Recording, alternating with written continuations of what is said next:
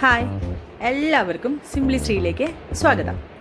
ഇന്ന് ഒരു യാത്രയ്ക്കിടയിൽ നമ്മൾ കരിമ്പിൻ്റെ ജ്യൂസ് അടിക്കുന്ന സ്ഥലം കണ്ടപ്പോൾ എല്ലാവർക്കും ജ്യൂസ് കുടിക്കാം എന്നും പറഞ്ഞ്, അതും നല്ല ഭംഗിയുള്ളൊരു സ്ഥലമായിരുന്നു കേട്ടോ, നല്ല മരവും തണലും ഒക്കെ ആയിട്ട്.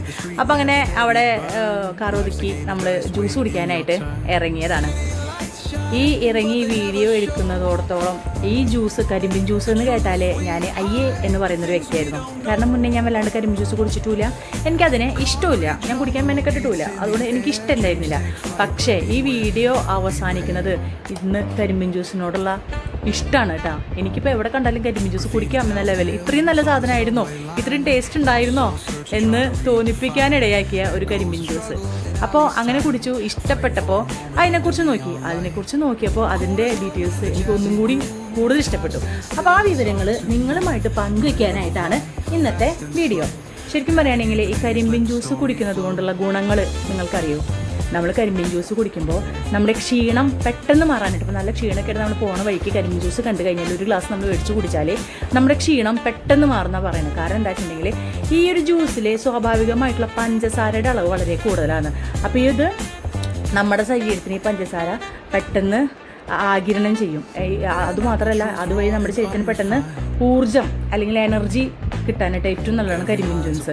അതുപോലെ കരളിൻ്റെ ആരോഗ്യത്തിന് സംരക്ഷിക്കുന്നുണ്ട്. ഈ മഞ്ഞപ്പിത്തം പോലുള്ള രോഗങ്ങളൊക്കെ വരുമ്പോൾ കരളിനെ സംരക്ഷിക്കാനായിട്ട് കരിമ്പിൻ ജ്യൂസ് ഹെൽപ്പ് ചെയ്യും എന്ന് പറയുന്നു. അതുപോലെ കാരണം എന്താ വെച്ചിട്ടുണ്ടെങ്കിൽ ഇത് ശരീരത്തിൽ ഇലക്ട്രോലൈറ്റിനെ നിലനിർത്താനായിട്ട് സഹായിക്കും ഈ കരിമ്പിൻ ജ്യൂസ്.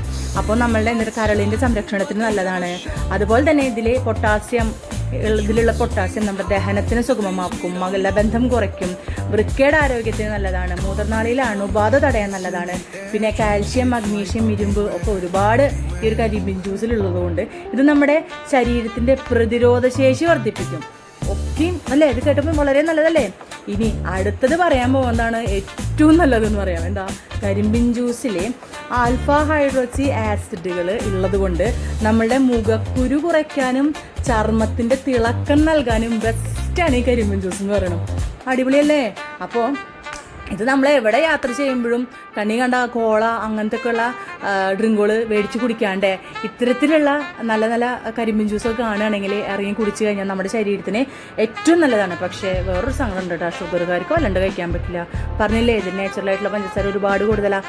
അപ്പോൾ നമുക്കിത് ഷുഗറുകാർക്ക് നല്ലതല്ല. പിന്നെ എന്ന് വെച്ചിട്ടുണ്ടെങ്കിൽ എപ്പോഴും അടിച്ചുടനെ മേടിച്ച് കുടിക്കുക. വർത്തമാനമൊക്കെ പറഞ്ഞ് കുറേ നേരം കഴിഞ്ഞ് കഴിഞ്ഞിട്ടുണ്ടെങ്കിൽ അതിൻ്റെ ടേസ്റ്റിൻ്റെ വ്യത്യാസം വരും, ഒരു കളർ വ്യത്യാസമൊക്കെ വരില്ലേ. അപ്പോൾ എപ്പോഴും ഫ്രഷ് ആയിട്ട് അടിച്ചുടനെ കുടിക്കുക. ഈ കണ്ടില്ലേ ഈ എക്സ്പ്രഷൻ? അത് 5 ഗ്ലാസ്, ഞങ്ങൾ 6 ആളാണുള്ളത്, 5 ഗ്ലാസ് മതി എനിക്ക് വേണ്ടാന്ന് പറഞ്ഞപ്പം അത് ഒഴിച്ച് കഴിഞ്ഞിട്ട് ബാക്കിയുള്ള കുറച്ച് ജ്യൂസ് ആ ഭയ്യ എന്നോട് കുടിച്ചോന്ന് പറഞ്ഞതാണ്. അപ്പോൾ എനിക്ക് വേണ്ട എന്ന് പറഞ്ഞപ്പോൾ നിർബന്ധിച്ചപ്പോൾ ഞാൻ മേടിച്ച് കുടിച്ചു നോക്കി. പക്ഷേ ഉണ്ടല്ലോ, ശരിക്കും ഞെട്ടിച്ച് കളഞ്ഞിട്ടാ. സൂപ്പർ അടിപൊളി ടേസ്റ്റ് ആയിരുന്നു. അപ്പോൾ ഇനി മുതൽ എന്ത് ചെയ്യുക, ഇതുപോലെ പോകുമ്പോൾ ഈ ചൂടുകാലത്തൊക്കെ ശരീരത്തിന് തണുപ്പിക്കാനും നിർജ്ജലീകരണം തടയാനും ഇത്തരത്തിലുള്ള നല്ല നല്ല നാച്ചുറൽ ഡ്രിങ്ക് വാങ്ങിച്ച് ഉപയോഗിക്കാം. ഓക്കെ, അപ്പോൾ വിവരങ്ങൾ ഇഷ്ടപ്പെട്ടു എന്ന് വിചാരിക്കണോ? എന്തായാലും നല്ലൊരു ലൈക്ക് ചെയ്യട്ടോ.